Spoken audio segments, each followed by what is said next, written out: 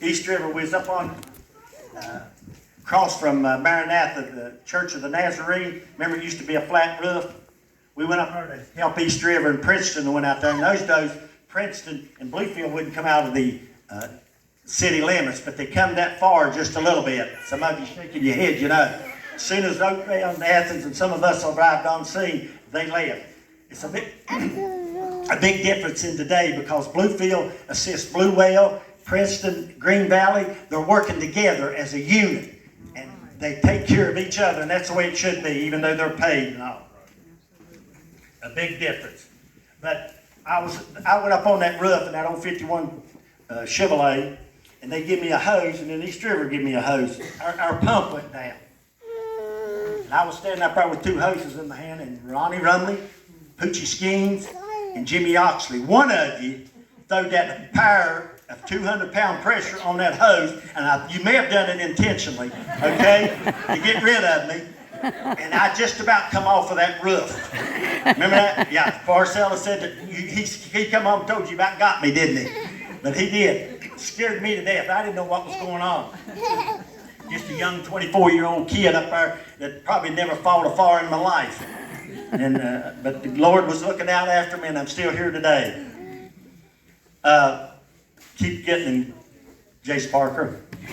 Let me say, the total donations that first year was $1,695.23 plus a grant. Now, our ending balance was $1,587.86. We started with $1,600 and some and finished with $1,500 and some. We had 24 fire calls that first year. We went to 8 homes. 5 of them we saved. Now, I know most of you think that we just save rocks and stuff like that and foundations. But if you go back at our records, we do have a lot of where we saved some places. We had 2 business fires, 2 false alarms. We had 3 truck wrecks and car wrecks. We had 5 brush fires, and we assisted East River Volunteer Fire Department twice. That was the start, the first year of the fire department. In the fall of 1974, Delbert and I filled out the first 990 to the federal government. If it hadn't been for Delbert, I wouldn't know how to do it. Because I'd never fooled with the federal government before. I'll tell you a little story on that, and I'm trying to hurry. Today, we had the First Ladies Auxiliary was started in about 74 to about 85. And if you see them over there, them ladies, Mathila Akers, Kathleen Cliburn, and Rebecca McGuire, and all these people, and there's a lot of them. We went and sold hot dogs around, ham dinners, to buy fire trucks from East River for $2, $4, $200. Today, you see those 2 trucks sitting out there? Them 2 are $300,000, and they're paid for. We paid $48,000 for that other. Victor has been the chief, and right now Mike was chief when we bought the Mac I think was, yeah. And we just now bought there's Mark back there, a 550 Ford or 650, 550 Ford diesel truck, something about like this one in here, just a plain Ford truck with a small pump on it. We just signed the contract a year ago. We've been paying on it. We don't have it. You can't get the truck.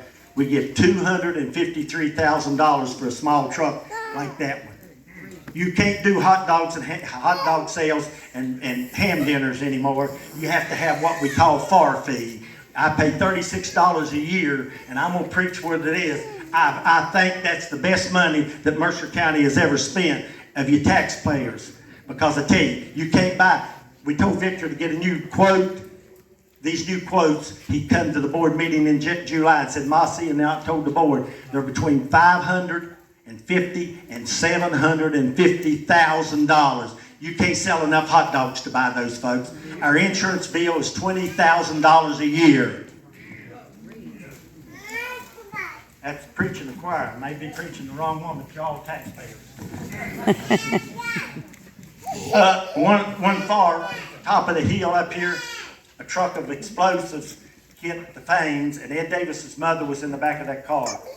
They all 3 survived, but we shut down 460 for 24 hours between Willerton Road and Chapel. They had to run through here. It was full of dynamite. Okay? We didn't know what we were doing. Got it done. And in 1976, they started the First Ladies Auxiliary.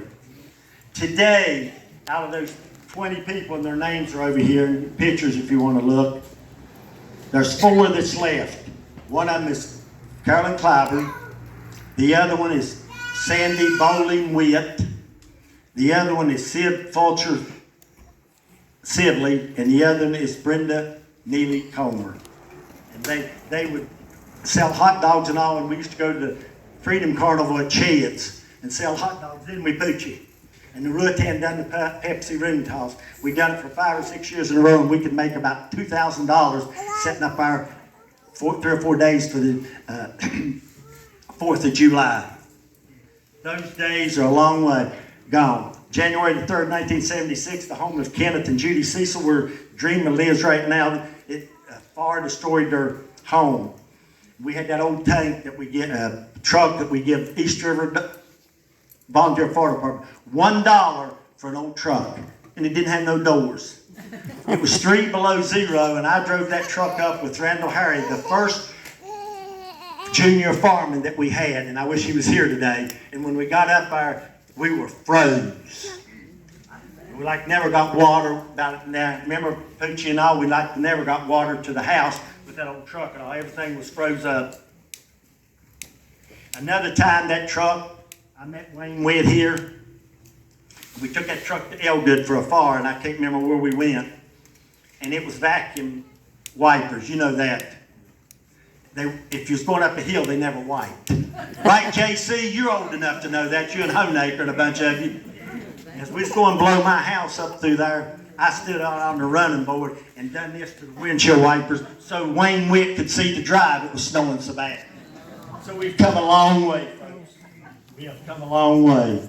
I hope I'm not boring you. Then in January the 20th, 1974, Boone Thomas's house was right up here. It was Sandy, the mayor's house, Sandy Biggs. And Francis Brinkley gave me an old Buick, and I went out to get in it, and it was froze up so bad you couldn't even get in the doors. I beat and banged and tried to get the windshield wipers on. I never did make it to the fire. But Poochie, Junior Harry, and a bunch of them got the truck up there and saved the house. And it's still standing today. But from what I understand, poor Junior Harry parked his truck, car, or whatever across the road, and he started to cross the railroad track, and we stepped on them slick rails. Where's his wife at? Where's she at? Alice. I hope I'm telling the truth. His feet flew out from under him and like to kill him when he fell backwards on that railroad crossing. That's how slick it was.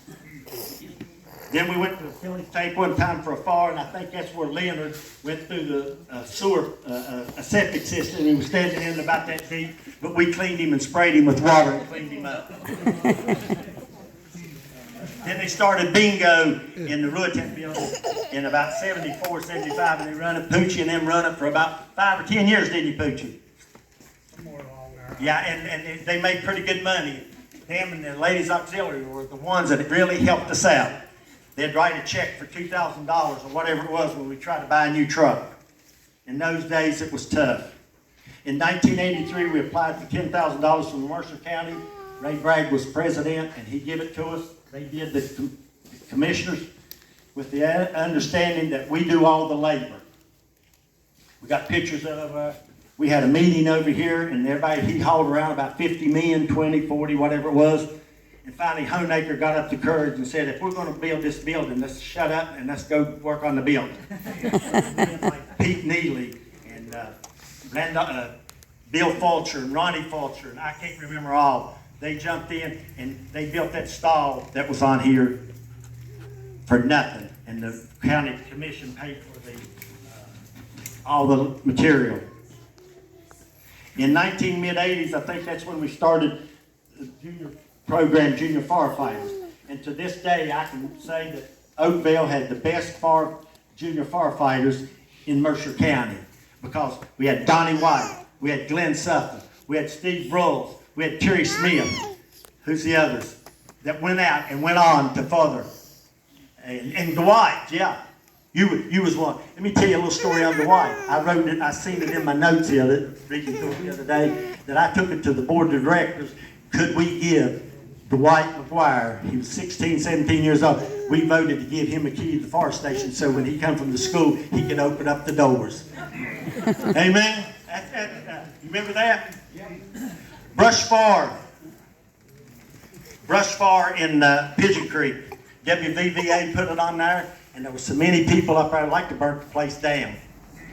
We had to bring the food here, and we had to block the road down there. And Carolyn we had a Jeep truck, and they would bring it, and she'd bring the food to us because it was so many people up there. Yep, first ever Oak Fest was started about then. And the fire department done, they'd take up 50 cents or per person or to help buy. It was a slush fund so they could have a Christmas dinner.